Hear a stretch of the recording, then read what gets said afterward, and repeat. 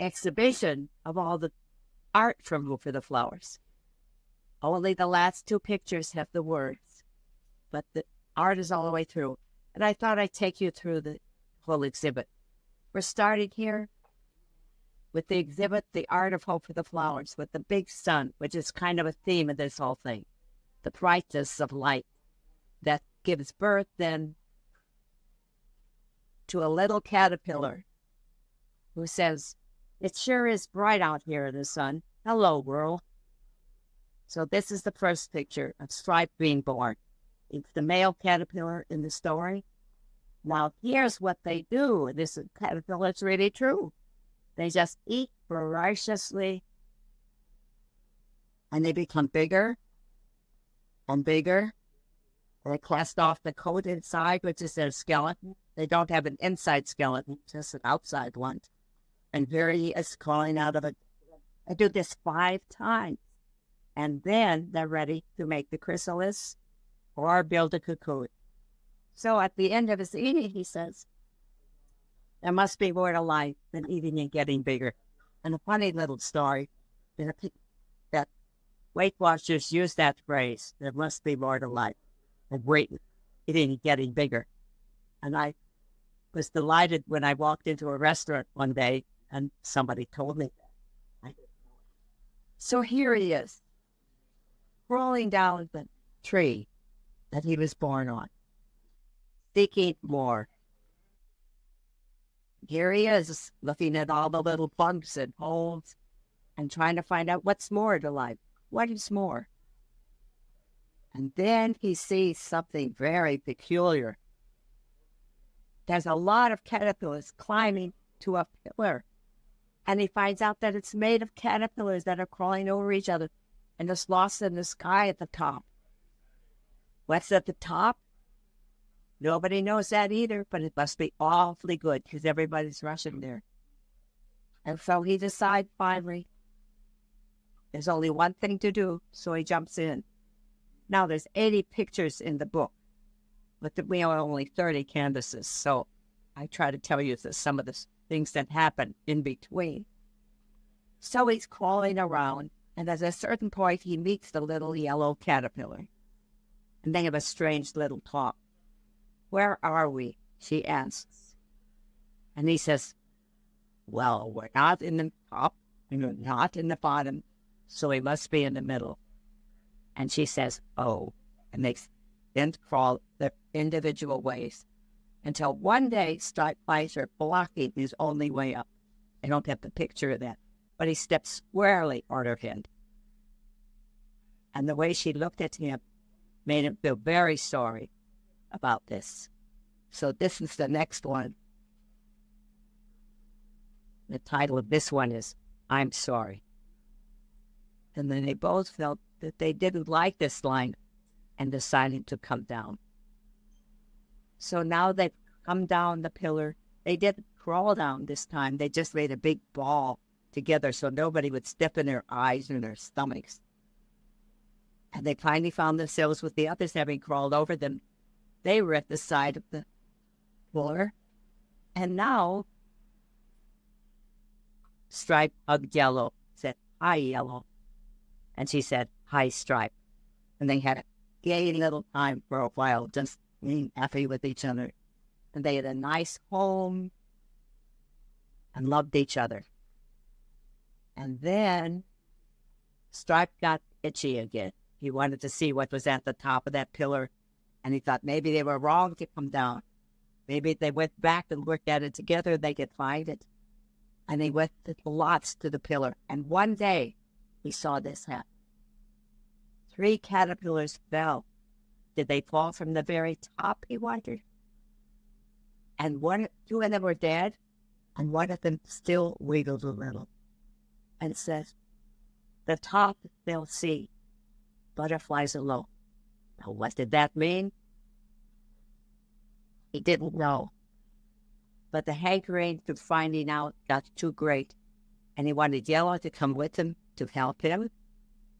She did too. She wanted to because she loved Stripe, but she had that feeling inside that she wasn't meant to do it. That was the wrong way to get high.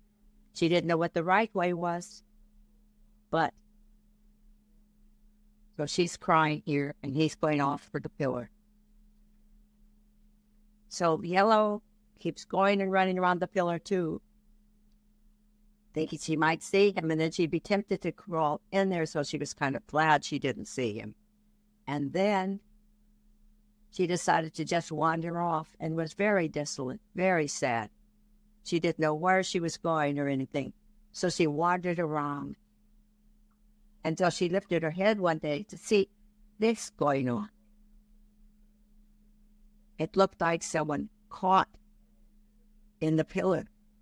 I mean, not in the pillar. It seemed like someone caught in the cocoon.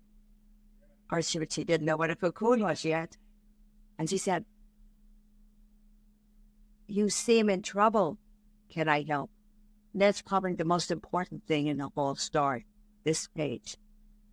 That we are willing, each of us, to stop what we're doing that seems so important to us when somebody needs our help and offer to help. So the answer came about the meaning of her life, saying, "No, my dear, I have to do this to become a butterfly." And she had heard that word once before, so her whole insides leapt. What is a butterfly? It flies with beautiful wings, and it carries the love of one flower to another. Without flowers, the world would soon have few flowers. Without butterflies, the world would soon have few flowers.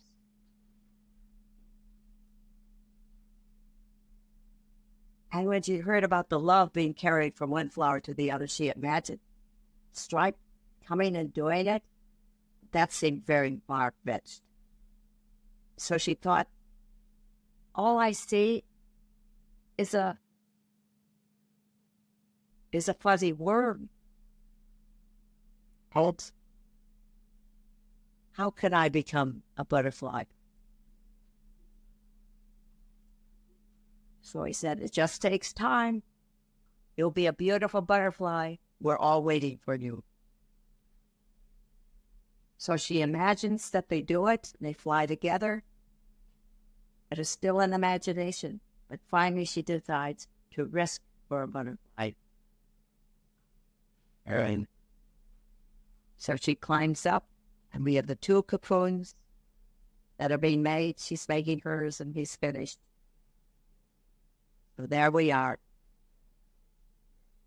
For how long it takes. Now with the monarchs that I raised, this process takes about 2 weeks. And then we're back on the pillar with Stripe. He's not going to let anyone get in his way. He's going to make it to the top. So he's known as ruthless, even on the pillar. And so he crawls. And people like this one. And somebody actually bought it. My goodness. I don't know where you'd put it in your house. You'd so mean and nasty. And then one day, Stripe is at the top, and there are other pictures here that I didn't keep. And somebody at the very top, he's one layer down, somebody at the very top says, "There's nothing here at all. That's what's here. It just looks good from the bottom." And we have to think about that too. Lots of fame looks good from the bottom, but there's really nothing there. So then something else happened, and there's a big commotion again. And he looks out, and there's this beautiful yellow winged creature who flies around. How did it get so high without crawling? And then we have this one. The yellow creature comes and tries to take him off. It's like she's trying to grab him. And the eyes had the look of yellow. He could get off, he could get away, but somehow he felt he should not. He felt he had to climb down. So now we have Stripe making a big decision.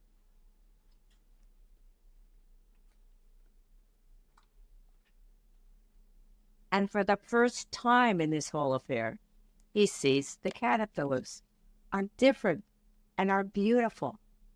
And if I had more colors, these would all be different colors because caterpillars are beautiful. And so I tried to do the best I could with my two colors, which I was very grateful to have. Two colors where the black and yellow together make this green. So that's the way it is. So at a certain point on his way down, he has a vision that there's a butterfly inside of all this. And he tells that to the others and say, there's a butterfly inside. And they say, oh, that's sour grapes. I bet you never made it to the top. And so there he is with his hope that it's true. And then if it isn't true, the pillar gets very dark. And he still is climbing down. And it's very dark. And he thinks he might have done the wrong thing. But he keeps going. So that would be his dark night of the soul. They call that the spiritual night. Yellow had hers, which he was desolate and was wandering through the forest. So then he's down. So what happens next? He crawls to where they were together, and she's not there. And he wakes up, and there's this yellow creature fanning him with wings of light. They can't talk to each other yet. But finally he begins to understand. And this is the only truly scientifically accurate picture in the whole book. The correct number of legs for the butterfly is the same as these first legs here that are then part of the butterfly when it comes out. And these legs disappear in the chrysalis or the cocoon. So did you want to stop? Yeah. So finally, she leads him to cocoon, and he finally gets the point. So he crawls up to, and he makes his cocoon right next to them. So here he is, making his cocoon, and he felt he had to let go of everything. Of everything.